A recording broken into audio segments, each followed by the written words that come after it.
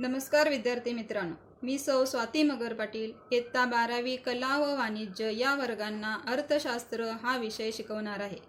इयत्ता 11वीमध्ये तुम्ही हा विषय धर्माधिकारी मॅडम यांच्याकडून शिकलेला आहात। त्यामध्ये तुम्ही अनेक अर्थशास्त्रज्ञाविषयी अभ्यास केला आहे। तसेच तुम्ही केलेले त्यांचे प्रोजेक्टही मी पाहिलेले आहेत। आपण आता इयत्ता 12वीमध्ये प्रवेश केला आहे।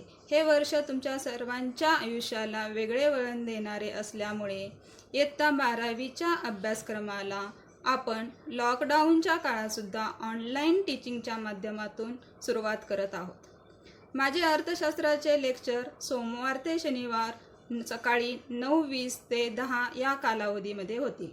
यामध्ये मी तुम्हाला त्या दिवसाच्या अभ्यासक्रमाचा एक व्हिडिओ शेअर करेन। त्याचा तुम्ही व्यवस्थित अभ्यास करून तो भाग समजून घ्यायचा आहे व शेवटी मी जो होमवर्क देईन तो तुम्ही दुसऱ्या दिवशी वहीमध्ये लिहिलेला असणं आवश्यक आहे। तसेच व्हिडिओ बघत असताना तुम्हाला काही शंका आल्यास त्या तुम्ही आपल्या लेक्चरच्या वेळेत व्हॉट्सअपवर लिहून पाठवायच्या आहेत। चला तर मग आजपासून आपण आपल्या अभ्यासाला सुरुवात करूया। विद्यार्थी मित्रांनो, आपल्या अर्थशास्त्रातील पहिला धडा आहे सूक्ष्म अर्थशास्त्र आणि स्थूल अर्थशास्त्राचा परिचय। त्यालाच इंग्लिशमध्ये इंट्रोडक्शन टू मायक्रो इकॉनॉमिक्स आणि मॅक्रो इकॉनॉमिक्स असं म्हटलं जातं। आधुनिक अर्थशास्त्रात सूक्ष्म अर्थशास्त्र आणि स्थूल अर्थशास्त्र या दोन ब्रांचेस आहेत। थोडक्यात सांगायचं झालं तर सूक्ष्म म्हणजे लहान घटकांचा अभ्यास म्हणजेच मायक्रो हा शब्द ग्रीक शब्दापासून आलेला आहे। तर स्थूल अर्थशास्त्राचा अभ्यास म्हणजेच समग्र घटकांचा किंवा मोठ्या घटकांचा अभ्यास, त्यालाच इंग्लिशमध्ये मॅक्रोज हा शब्द वापरलेला आहे आणि हा शब्दसुद्धा ग्रीक शब्दापासूनच आलेला आहे। या शब्दांचा वापर सर्वप्रथम 1933 मध्ये ओस्लो विद्यापीठातील नॉर्वेजियन अर्थशास्त्रज्ञ रॅग्नर फ्रिश यांनी केलेले आहे। तर रॅग्नर फ्रिश यांच्याबद्दलची माहिती याच्यानंतर दिलेली आहे, ते तुम्ही वाचून घ्या। आपण बघतोय की सूक्ष्म अर्थशास्त्र व स्थूल अर्थशास्त्र याचा अभ्यास।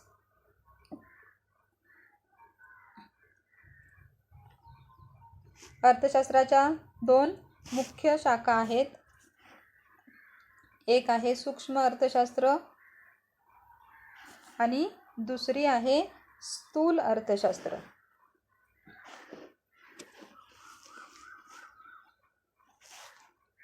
तर या सूक्ष्म अर्थशास्त्र व स्थूल अर्थशास्त्राचे ऐतिहासिक वाटचाल या ठिकाणी दिलेली आहे।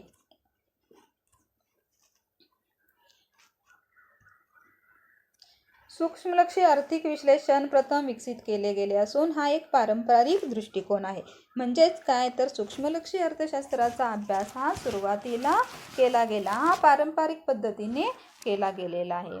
म्हणजे आपण जरी आपल्या घरातील विचार केला तरी लहानात लहान घटकांचा अभ्यास हा अगोदर केला जातो किंवा मोजणी ही अगोदर केली जाते। एखाद्या कुटुंबात 4 व्यक्ती असतील तर त्याच्यातील 4 व्यक्तींचा एकूण उत्पन्नाचा समावेश हा स्थूल अर्थशास्त्राचा भाग आहे, पण त्या कुटुंबातील एका वैयक्तिक व्यक्तीच्या उत्पन्नाचा भाग हा सूक्ष्म अर्थशास्त्राचा अभ्यास आहे। या विश्लेषण पद्धतीचा प्रारंभ सनातनवादी अर्थशास्त्रज्ञांच्या कालखंडात झालेला दिसतो। मग हे सनातनवादी अर्थशास्त्रज्ञ कोण आहेत तर ॲडम स्मिथ, डेव्हिड रिकार्डो, जे.एस. मिल यांचा सनातनवादी अर्थशास्त्रज्ञामध्ये समावेश होतो। तर नवसनातनवादी अर्थशास्त्रज्ञ प्राध्यापक मार्शल यांनी सूक्ष्मलक्षी आर्थिक विश्लेषण लोकप्रिय करण्याचे काम केलेले आहे।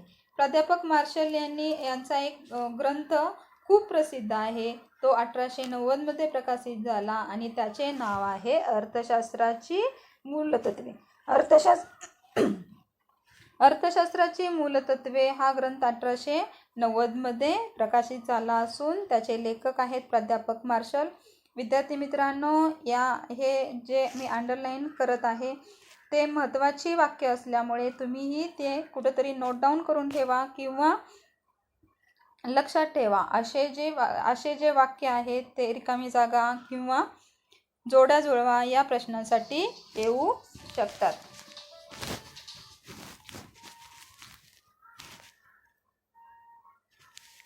इतर अर्थशास्त्रज्ञ जसे प्राध्यापक पिगू, जे.आर. हिक्स, प्राध्यापक सॅम्युएल्सन, श्रीमती जॉन रॉबिन्सन इत्यादी अर्थशास्त्रज्ञांनी सूक्ष्म अर्थशास्त्राच्या विकासात मोलाचे योगदान दिलेले आहे. तर सूक्ष्मलक्षी अर्थशास्त्राचा अभ्यास अनेक शास्त्रज्ञांनी केलेला आहे, पण याच्यामध्ये सुद्धा आपण प्राध्यापक मार्शल यांचं नाव जास्त करून लक्षात ठेवणं आवश्यक आहे.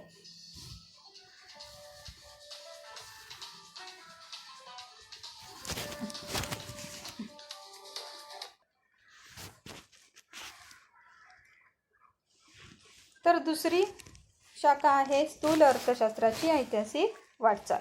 सूक्ष्म अर्थशास्त्राच्या उत्क्रांती अगोदर स्थूल अर्थशास्त्र हा दृष्टिकोन अस्तित्वात होता. 16व्या व 17व्या शतकात व्यापारवादी विचारवंतांनी राष्ट्रीय उत्पन्न आणि संपत्ती या संकल्पनेचे विश्लेषण केलेले आहे. म्हणजे काय, तर आपण अगोदर पाहिलं की सूक्ष्मलक्षी अर्थशास्त्राचा अभ्यास हा सर्वप्रथम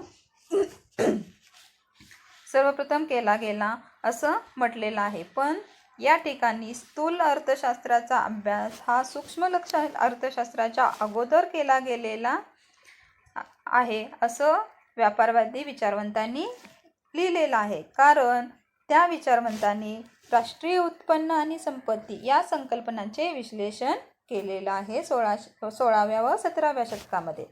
मग राष्ट्रीय उत्पन्न म्हणजे काय, तर एका देशाचे किंवा एका राष्ट्राचे एका वर्षातील सर्व मार्गांनी मिळून येणारे उत्पन्न आणि संपत्ती म्हणजे राष्ट्रीय उत्पन्न आणि संपत्ती. तसंच 18व्या शतकात निसर्गवादी विचारवंतांनी सुद्धा राष्ट्रीय उत्पन्न आणि संपत्ती या संकल्पनाचे विश्लेषण केलेले आहे.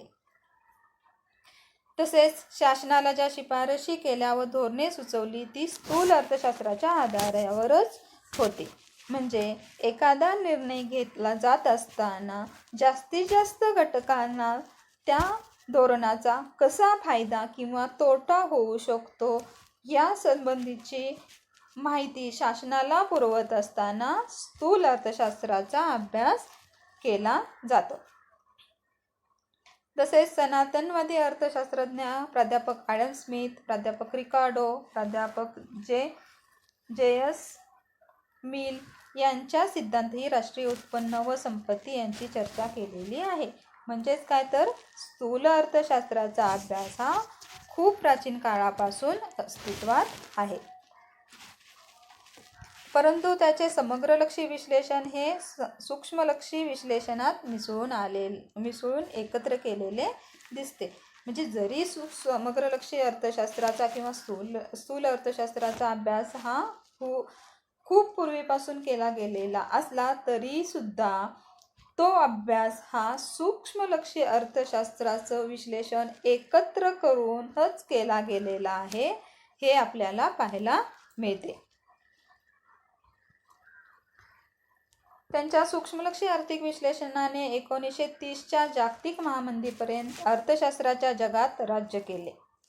जागतिक महामंदीनंतर लॉर्ड जॉन मेनार्ड केन्स यांचे पैसा, व्याज व रोजगार विषयक सामान्य सिद्धांत हे पुस्तक प्रसिद्ध झाले. हे पुस्तक 1936 मध्ये प्रसिद्ध झाले. मी मगाशी सांगितलं होतं विद्यार्थी मित्रांनो की जे महत्त्वाची वाक्य आहेत त्या वाक्यांना अगोदरच अंडरलाईन करून ठेवा किंवा लिहून ठेवा, नोट डाऊन करून ठेवा. या ठिकाणी आपण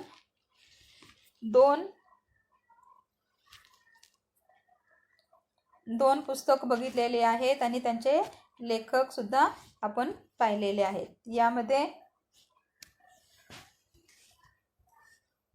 डॉक्टर मार्शल यांचं कोणतं पुस्तक होतं, तर अर्थशास्त्राची मूलतत्वे, अर्थशास्त्राची मूलतत्वे हे डॉक्टर मार्शल यांचं पुस्तक होतं. ते 1890मध्ये प्रसिद्ध झालं होतं आणि त्यांनी कशाचा अभ्यास केलेला होता तर सूक्ष्मलक्षी अर्थशास्त्राचा अभ्यास प्राध्यापक मार्शल यांनी केलेला आहे. तर लॉर्ड केन्स यांनी स्थूल अर्थशास्त्राचा अभ्यास केलेला असून त्यांचे पैसा, व्याज व रोजगार विषयक सामान्य सिद्धांत हे पुस्तक 1936 मध्ये प्रसिद्ध झालेले आहे किंवा प्रकाशित झालेलं आहे. लॉर्ड केन्स यांनी आर्थिक समस्यांचा अभ्यास समग्रलक्षी विश्लेषण पद्धतीने केला. त्यामुळे समग्रलक्षी दृष्टिकोनाच्या विकासाचे श्रेय हे लॉर्ड केन्स यांनाच दिले जाते.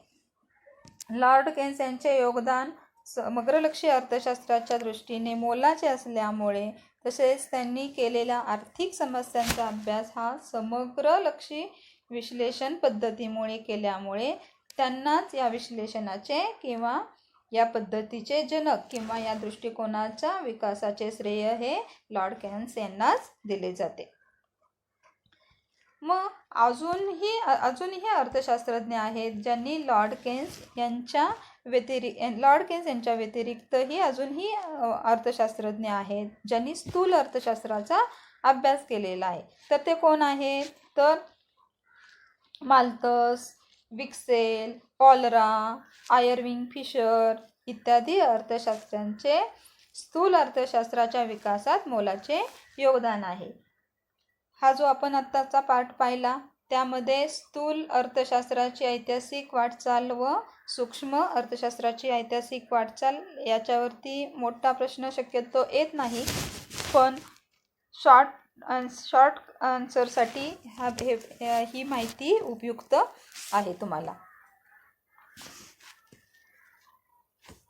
आता ऐतिहासिक वाटचालीनंतर आपण पाहणार आहे सूक्ष्म अर्थशास्त्राचा अर्थ. सूक्ष्म म्हणजे वस्तूचा लहान भाग किंवा हिस्सा होय. सूक्ष्म अर्थशास्त्रात राष्ट्रीय अर्थव्यवस्थेच्या लहान भागाशी संबंधित आहे. म्हणजे काय तर सूक्ष्मलक्षी अर्थशास्त्रामध्ये लहानात लहान घटकांचा अभ्यास केला जातो. मग तो कशाशी संबंधित असला पाहिजे तर अर्थव्यवस्थेशी संबंधित असला पाहिजे. अर्थ म्हणजे काय पैसा, पैशाशी संबंधित असलेल्या घटकांचा अभ्यास हा अर्थशास्त्रामध्ये केला जातो. मग सूक्ष्मलक्षी अर्थशास्त्रामध्ये असे कोणते घटक आहेत तर वैयक्तिक उत्पादन, वैयक्तिक उत्पन्न, विशिष्ट उत्पादन संस्था, विशिष्ट कुटुंब, वैयक्तिक किमती, वेतन या अशा वेगवेगळ्या घटकांचा अभ्यास हा सूक्ष्मलक्षी अर्थशास्त्रामध्ये केला जातो. सूक्ष्म अर्थशास्त्रात वैयक्तिक उपभोक्ता, वैयक्तिक उत्पादन, वैयक्तिक उपभोक्ता म्हणजे एक व्यक्ती जो एखाद्या वस्तूचं उपभोग घेत असेल तर ती व्यक्ती, तर वैयक्तिक उत्पादन म्हणजे त्या एका व्यक्तीने तयार केलेल्या उत्पादनाचा समावेश होतो. तसेच विशिष्ट वस्तूंची किंमत, विशिष्ट वस्तू म्हणजे आज आपण जाऊन बाजारातून एखादी वस्तू खरेदी केली तर त्या एका वस्तूची किंमत किंवा अनेक घटक जर आणले असतील त्या घटकांच्या किंमत यासारख्या वैयक्तिक घटकांच्या आर्थिक क्रिया या वैयक्तिक घटकांच्या आर्थिक क्रिया व वर्तनाचा अभ्यास केला जातो.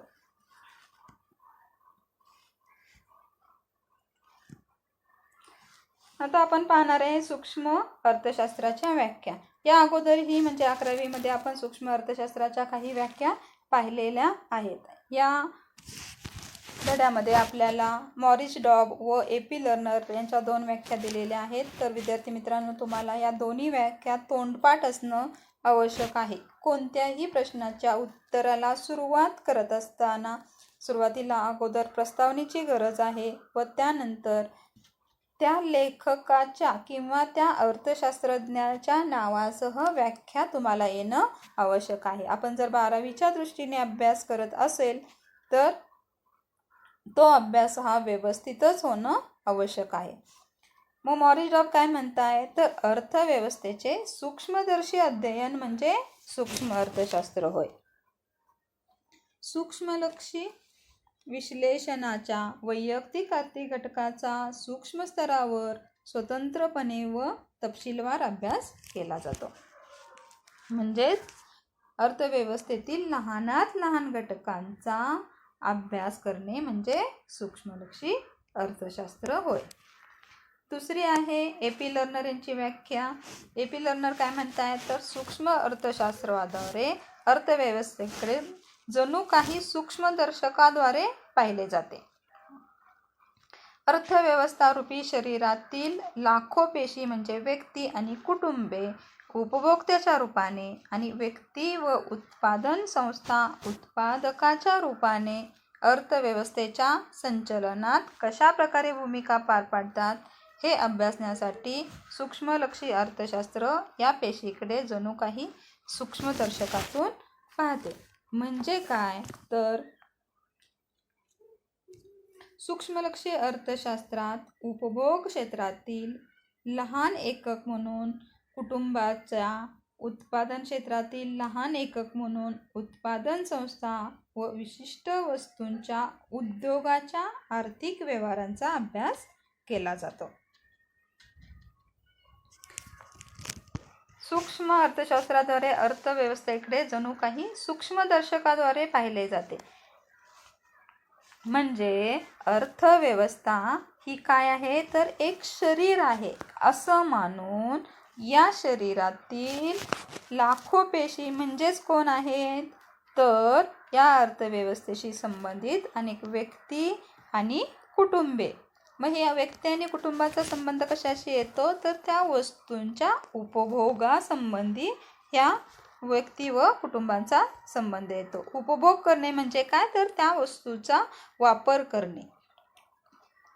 तसंच व्यक्ती व उत्पादन संस्था म्हणजेच अर्थव्यवस्थेतील व्यक्ती आणि ज्या वस्तूचं उत्पादन करणाऱ्या संस्था ज्या आहेत त्या उत्पादकाच्या रूपाने म्हणजे त्या वस्तूचं उत्पादन करण्याच्या रूपाने अर्थव्यवस्थेचे संचलनात महत्त्वाची भूमिका पार पाडत असतात. म्हणजेच आपण जर आपलं शरीर मानलं तर आपल्या शरीराला व्यवस्थितपणे चालण्यासाठी, बोलण्यासाठी जे अवयवांची गरज असते ते सर्व अवयव व्यवस्थित असणं आवश्यक आहे. म्हणजे आपल्याला हात, पाय, डोळे, कान ह्या सर्व अवयवांचे जसे एकत्रितरित्या सर्व काम केले जातं तशाच प्रकारचं काम हे अर्थव्यवस्थेतील व्यक्ती, कुटुंबे या एकत्र येऊन अर्थव्यवस्थेच्या उपभोक्ता व उत्पादनाच्या रूपाने काम पार पाडत असतात. विद्यार्थी मित्रांनो, तुम्हाला इथपर्यंतचा भाग समजला असेल असं मी समजते व आपण आता इथं थांबूया. तुम्हाला या आत्तापर्यंतच्या झालेल्या घटकावर मी एकच प्रश्न देत आहे उद्याच्या अभ्यासासाठी. तो तुम्ही लिहून काढणं आवश्यक आहे. उद्यापासून डे वाईज आपला अभ्यासक्रम सुरू करा. उद्याचा प्रश्न आहे टिपा लिहा. मध्ये एकच टिप आहे सूक्ष्म अर्थशास्त्र. सूक्ष्म अर्थशास्त्र ह्या टिपेचा विषय आहे. तसंच तुम्हाला होमवर्क अजून आहे की सूक्ष्म अर्थशास्त्राची व्याप्ती, सूक्ष्म अर्थशास्त्राची व्याप्ती व सूक्ष्म अर्थशास्त्राची वैशिष्ट्ये हा जो भाग आहे तो तुम्ही उद्या वाचून येणं आवश्यक आहे. आजचा भाग तुम्ही वाचला असेल असं मी गृहीत धरून शिकवायला सुरुवात केलेली आहे. तर ठीक आहे, आपण उद्या भेटू.